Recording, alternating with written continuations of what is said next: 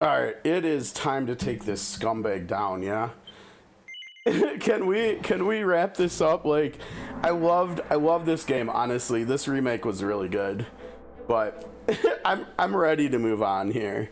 I'm ready. So thou shalt not escape. There you go.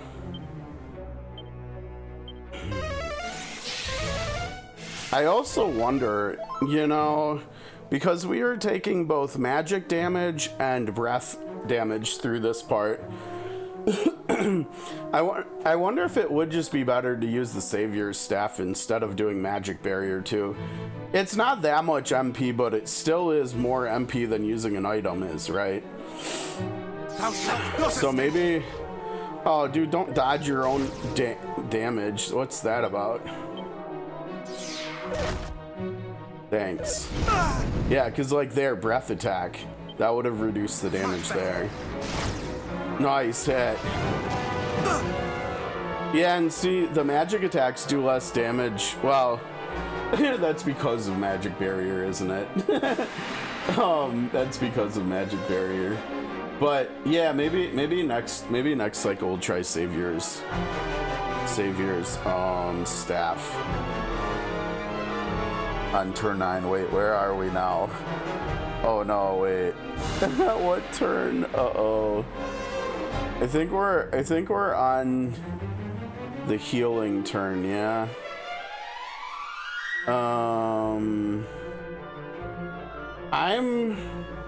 I'm gonna do it a little bit differently. I'm gonna do defend here.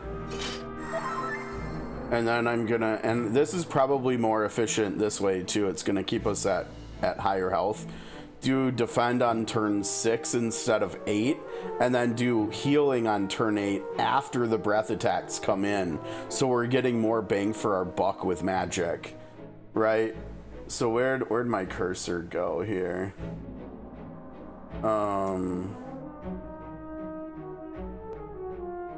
So like swapping this with this, right? So like if so like here, and if we put or semicolon abilities meditation, right? That looks really good, right? Depending on how much health we need. I think that's a good touch there too, because that should mean at the start of every cycle. Okay, so maybe I was wrong earlier when I said we're playing optimally. We're doing the fight like as optimally as possible, right? Because this is a little bit better. This should make it so at the start of every cycle of 9 turns we should be at 100% HP, right? Instead of potentially being however much damage we take on turn 7. Instead of that, we should be at full health, right? So instead of missing like 50 health or something, we should be at full health. Right? So like this turn I'm gonna do meditation, turn 8, right? So we're at full health, and then this turn we do fairy foil, yeah.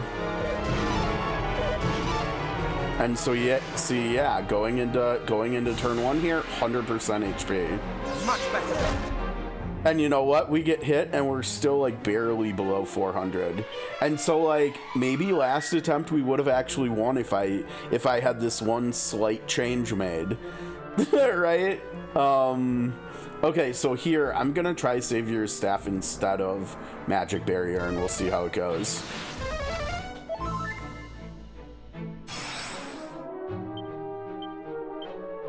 Much better.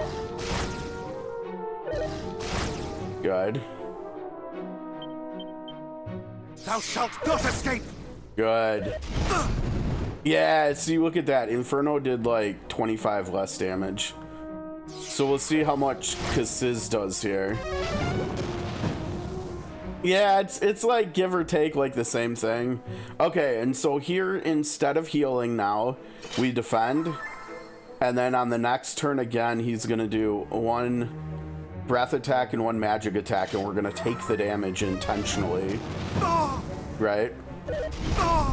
And that wasn't bad at all. But we're still just gonna do meditation. I think there's a good chance we're always gonna do meditation now on turn 8, and reheal is probably just gonna be out. But honestly, like, look at how our MP is doing. Like, our net MP gain is even more because now we're doing Savior's Staff instead of Magic Barrier. So like, I should probably change that too, right? So here it is this one instead, yeah. So we're doing that there, and instead of this, we're doing abilities. We're doing meditation there too. And so this actually means that we're doing almost the exact same thing now in both phases, right? Like, there's literally just one change now, and it's copping out on turn 6 in the second phase instead of a second defending turn. That's literally it. So there's like less variance here now too. I think we are on turn 9, so I'm gonna fairy foil. Okay, perfect. But yeah, so I think we slightly improved the efficiency of what we're doing. HP wise and MP wise, right? Because instead of doing Magic Barrier, we're just doing Savior's Staff. Okay. But yeah, I really like this whole thing about how we're starting every single cycle at full health. Much better. that feels like safer. Like, even there, that hit, that's, as long as we don't take a hit on the next 2 turns like that. God damn it, dude. And the problem here is we saw he did accelerate, right? And so we even improved what we're doing, and it's still not enough because he's faster than us. So if I do meditation now, he's gonna go first, right? And we're just dead. So, I mean, in theory, the changes I made is an improvement, but also it might just not matter if he decides to be a jerk. But yeah, let's run it back again. It's funny. But yeah, I definitely feel better about what we're doing here, though. Like, we didn't make much changes. We made 3 changes, right? Like, we phased reheal out. We changed the order that we're doing the defends and the healing done. And no, I guess it's literally just those 2 changes, right? Like, we moved the healing around, and we changed that we're doing Savior's Staff instead of Magic Barrier. I guess technically, if we could say we changed what kind of healing we're doing, and we changed when we're doing the healing, and then we changed what kind of damage prevention we're doing. So yeah, we made 3 small changes. We just used that, so we're back to cop out, yeah. Much better. Dude. Come on, man. Thou shalt not escape. Oh, jeez.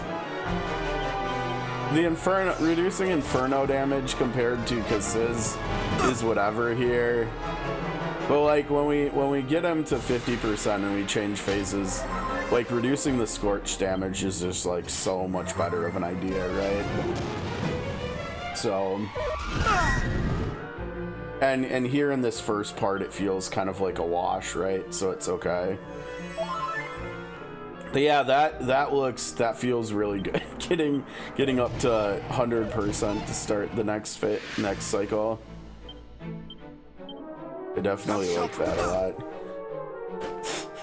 Come on, man. Come on, man.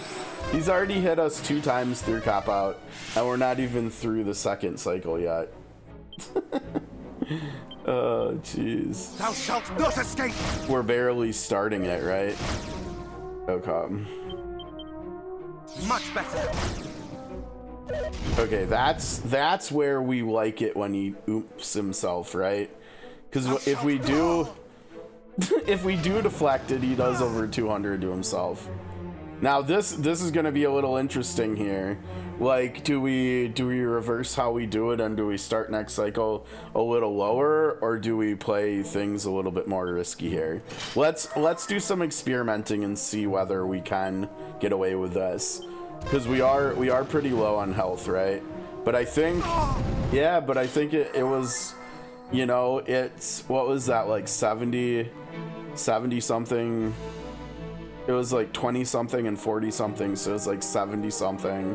So here that gamble paid off, because now we're going to be starting the next cycle at full health still, instead of starting at like around 400 health, which might just not matter, but it also might, right? Because the one attempt so far this stream that we got him to really low health in, Much better. like 70 points of damage might have been the difference between winning and losing, right? and so like what we're doing actually does matter, even if it doesn't feel like it, because we're getting RNG'd to death. Like we still are playing more optimally here, so we've got to stick to what we're doing, and eventually just hope that the math normalizes itself and comes back down to earth a little bit, right?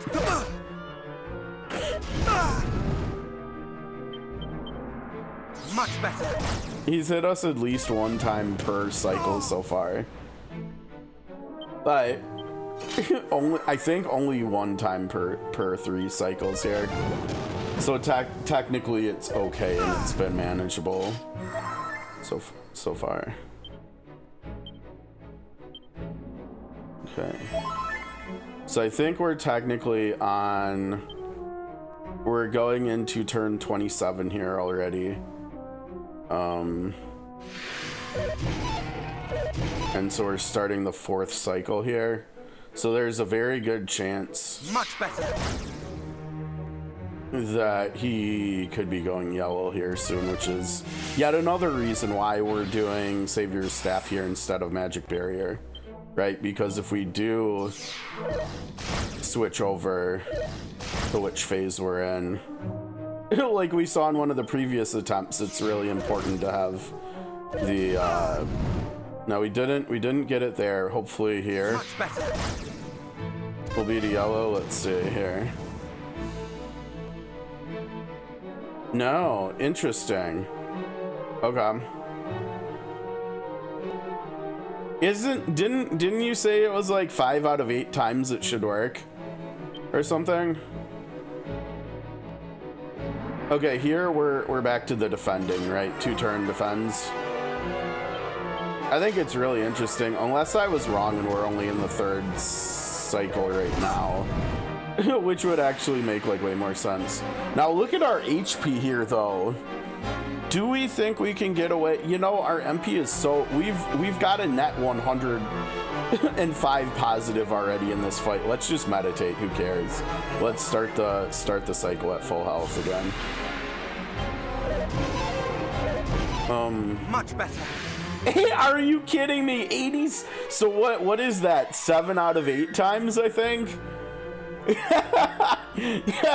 So it's, our math is even better for cop out in 1 than it was in 3, because I think the numbers you gave me before were from 3, right? Wow, no, it obviously, I mean, this goes back to my whole RNG when I'm streaming, right? Like 3 years ago in Octopath, I failed 90% rolls 3 times in a row on stream, and then like 2 weeks ago or something in CZN, I rolled 4 1s in a row on 1d20s. 4 1s in a row I rolled. I mean, my my RNG while streaming is just atrocious. Oh no, wait, where are we? I hope this is right. Okay, good. Oh, that was 1, huh? Okay. And he's still, yeah, this has got to be our 3rd cycle here. I think I was wrong about the last one being 3rd. There's no way, because I think we just saw him do oomph again, right? Not escape. I think there's no way he doesn't get to yellow in this cycle, right? There's no way. Yeah, because look at how hard he's. Inferno still, though. Wow. Okay. Not escape. Kafriz. Now, Kafriz is... Yeah. Okay, so remember, we have to cop out again here because we changed over. Dude, he still hit us. No, you kidding me? Now, this is really scary. We might just die here because we don't have our breath barrier up again, and he's gonna do Scorch now. And oh, he doesn't have speed buff. Okay, so we're on turn 6 here, and we have to heal. So we're deviate. Or wait, I'm sorry, we're on turn 7 here, and we have to deviate. We have to heal here, and then defend next turn, and we have to hope. We might just be dead. Yeah, we're just dead here. Good Scorch. Damn. More RNG. Oh my lord. Oh gosh. In theory, the math should be with us and we should eventually win, right? This is just kind of wild, right? It's kind of he hit me there too. Honestly, you know what this is? This is recompense for pulling a new character last night that I had, I think, a 2% chance to pull, and it only took 30 pulls again to get them over the course of 3 weeks. So, I mean, I honestly, when it comes to this,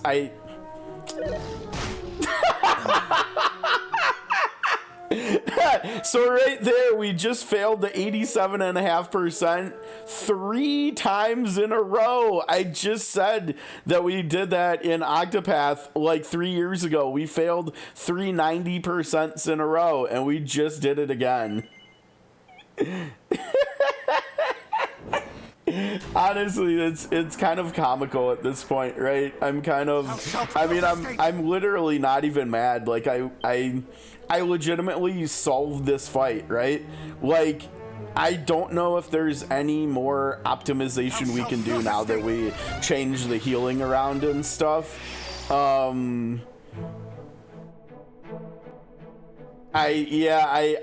really don't know. I don't think there's anything different that we can actually do in here other than just being like higher level or something. And it just doesn't matter. The RNG is just not it's fine as long as we get okay. So now that we know who the 3 characters are coming from Witcher 3 in Sword of Convalaria, and I talked to some folks over the weekend, mostly this morning, but over the weekend, and I kind of have an idea about like what archetypes they might all be too. I think I know which character I probably will end up pulling for, and as long as we get them like really quick, stuff like this in this game, and 2, if there's also like cop out RNG. Oh dude, I totally lost track. That was turn 9. All right, well, we really can't afford to get hit by physical attacks here. I probably should have just done the foil buff here because that's more important, but whatever.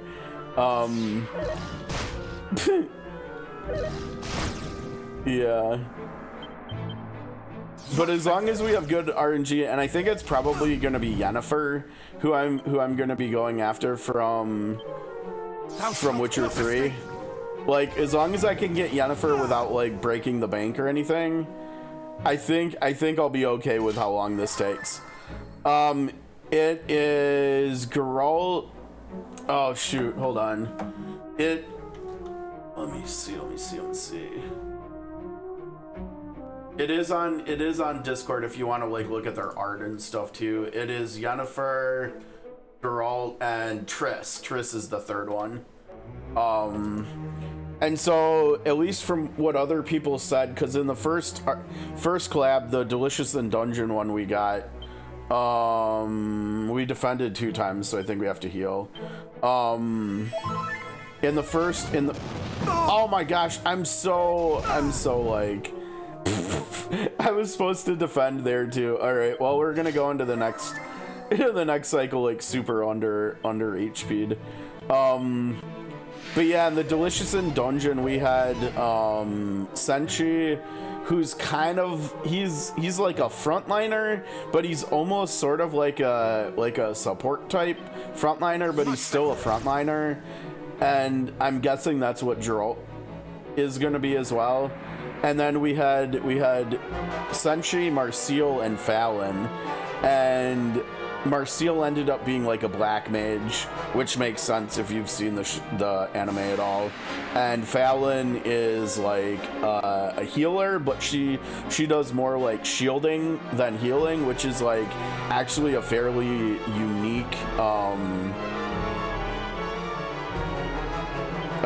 unique mechanic to sort of Convaleria right now.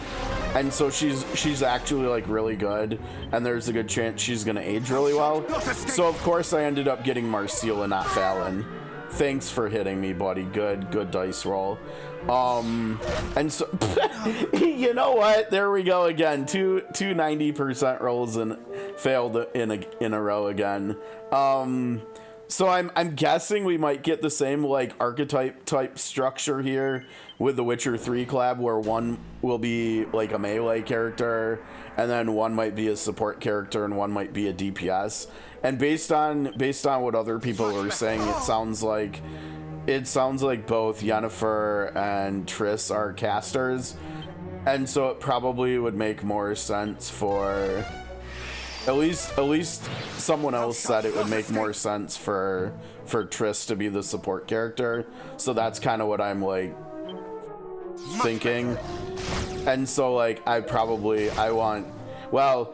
have to see like what kind of tags they have. But I think it's most likely that I'll end up pulling for Yennefer. And honestly, we're just dead. We're just dead. Come on, man. It's like our RNG is getting progressively worse today. But it's also a good thing, because I think out of the three, I also like Yennefer's design the most, and so that's cool too. Now, I will say that one of the first characters, or maybe the first character that's gonna come out, that we're gonna get added to the game after the collaboration is over, so like at the start of December, I think we would be looking at December, well, not the start, but I think probably December 12th, because I think the collaboration, you know what, actually I'm wrong, I think the collaboration's actually this week. Okay, so then the collaboration will probably, I think it'll probably be over by the 5th. So the next character, or one of the next characters after that, I don't know what turn we're on. Not today. Okay, good. That character though, the next one after the collab, or one of, is a must pull for me, like more important than the collab characters. So hopefully if we do end up pulling for Yennefer or whichever one there, hopefully it won't take too long either. I'm kind of hoping I can trade my RNG here with this guy for good pull luck in the near future in that game. So then wait, which one? This is our heal turn, yeah. I think. I hope. And then this is our fairy foil turn. Okay, cool. Alright, good. I always am like, so far so good, and then I end up jinxing myself and we get absolutely smashed. So far things are going absolutely terribly, and we're gonna do our best to like reverse jinx ourselves here. So that was terrible, dude. Awful, absolutely awful. Stop doing that. Stop hitting yourself. Yeah, there you go. That's better. That's better. We got to start cheering for him now, and that's when we're gonna win. Oh, come on, dude, don't hit yourself, please. I don't want you to hurt yourself, friend. You're too special and meaningful to the world of Alfgard for you to like be hurting yourself like this. Please stop. Please, I beg of you, please stop. our health. I don't care. I'm just meditating every time now. Okay. And then fairy foil. Thou shalt not escape! Okay, buddy, whatever you do, do not hit yourself. Good. Yes, that is what we're looking for. We want you to hit me. We want you to hit us.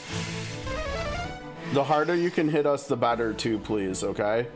Much better. No, don't. No, stop. Don't hurt yourself, friend. Oh my gosh, friend, please don't keep doing this. Much better. Oh, this is just not good. This is not going well at all.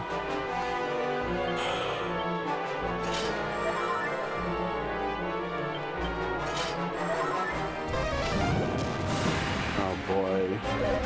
Yes, yes. Good. Now, next time, buddy, if you could light us on fire, that would be better, okay?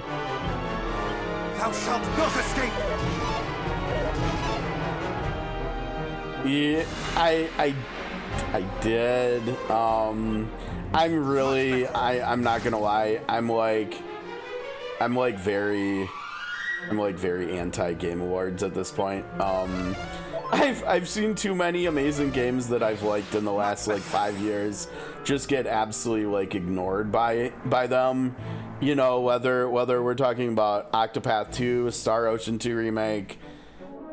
I mean, even if you go back a little further, like Chained Echoes, Sea of Stars, Octopath 1, but like more recently also add Triangle Strategy, Unicorn Overlord, the Luna remastered games earlier this year. There's no appreciation whatsoever for RPG games unless they are 3D. Like even look at like Pathfinder 2. I don't remember what year that came out, but I'm willing to bet if I went back to the year that it did come out and looked at the Game Awards, nothing compared to what Baldur's Gate 3 received, like attention wise.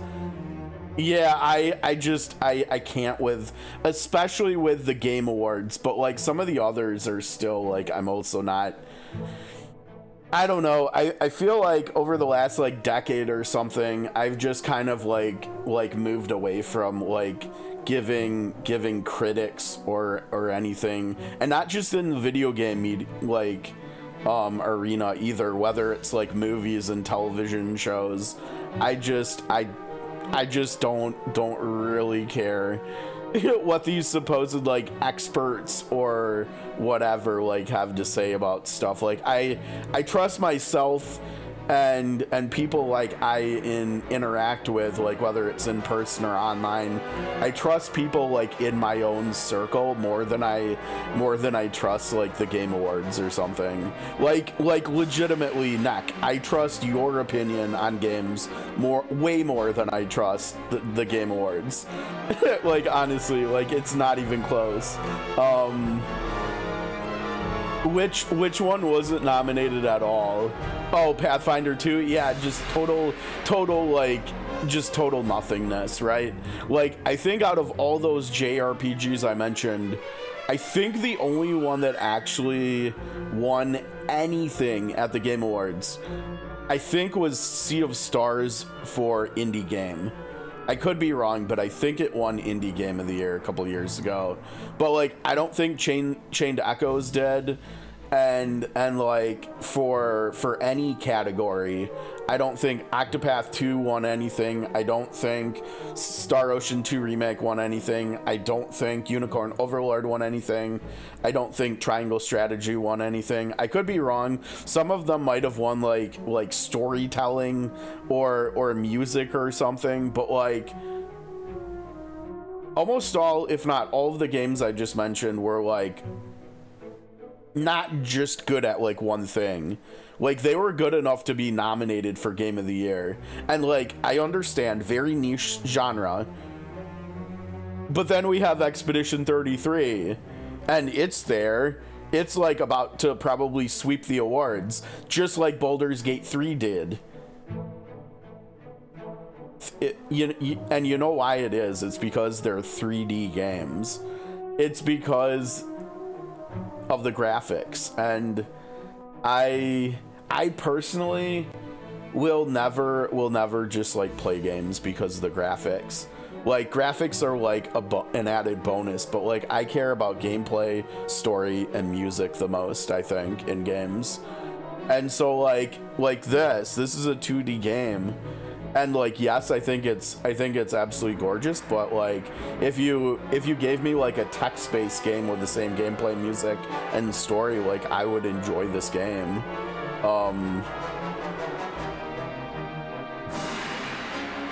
Really? Now that's a little surprising. I'm surprised, like, well, but again, it's a 3D game.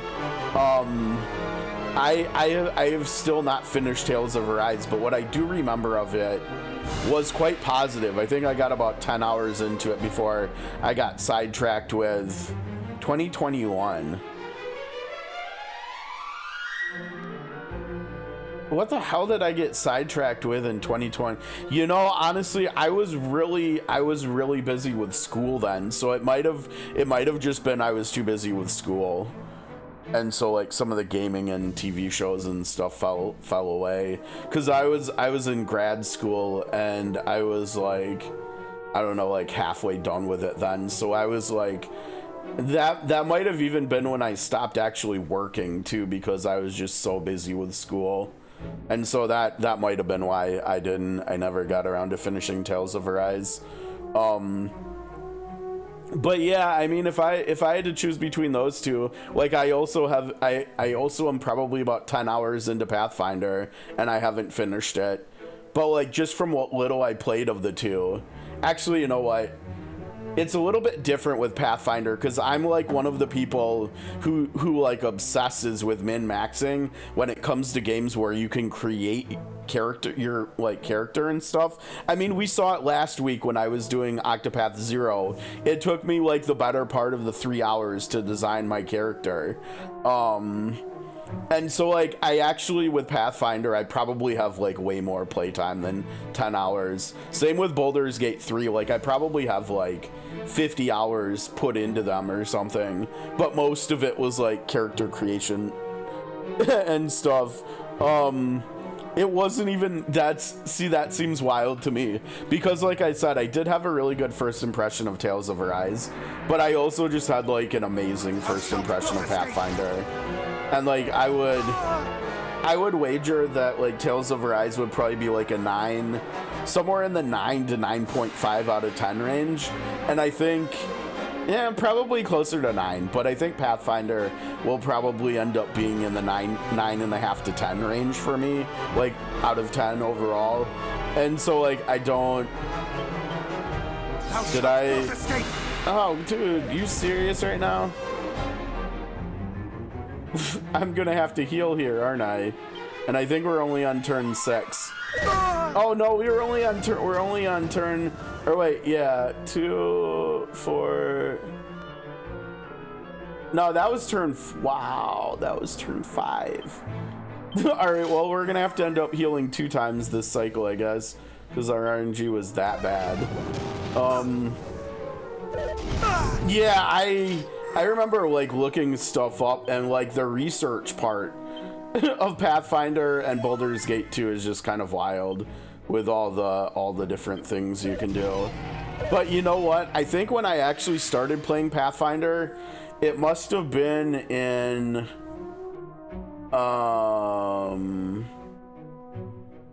did I really just start playing Pathfinder last year? I think I might have, because I feel like it was after I played Unicorn Overlord for the first time. And that is why I ended up making like a cavalry main character in Pathfinder. You know, just like we had in Unicorn Overlord, which was absolutely busted and stuff. And so I think I ended up making a horse-mounted, like charging, like charge attacking cavalry main character. And at least for like the tutorial and the prologue and stuff, like the first few hours of the game, like I was just riding around in the sewers or whatever it was, just like charging and one-shotting everybody, hitting them for like 50 damage and stuff. And it felt really fun. It felt like I was just playing, like I was straight out of Unicorn Overlord. So yeah, I've got to get back to it at some point, but Thou shalt not escape! I think with how long it's gonna take and everything and stuff, I think that'll just likely be an offline thing that maybe hopefully I can get to next year. Okay, we're in the he's clobbering us this attempt, isn't he? I think in the first cycle he hit us like 2 or 3 times. At least this one he only hit us. So we defend, and then heal. Right.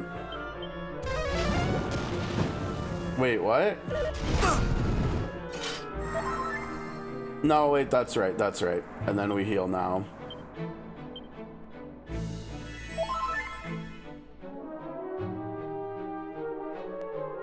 And then we fairy foil.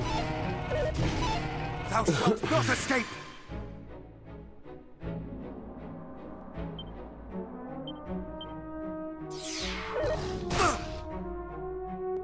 He's hitting us so much.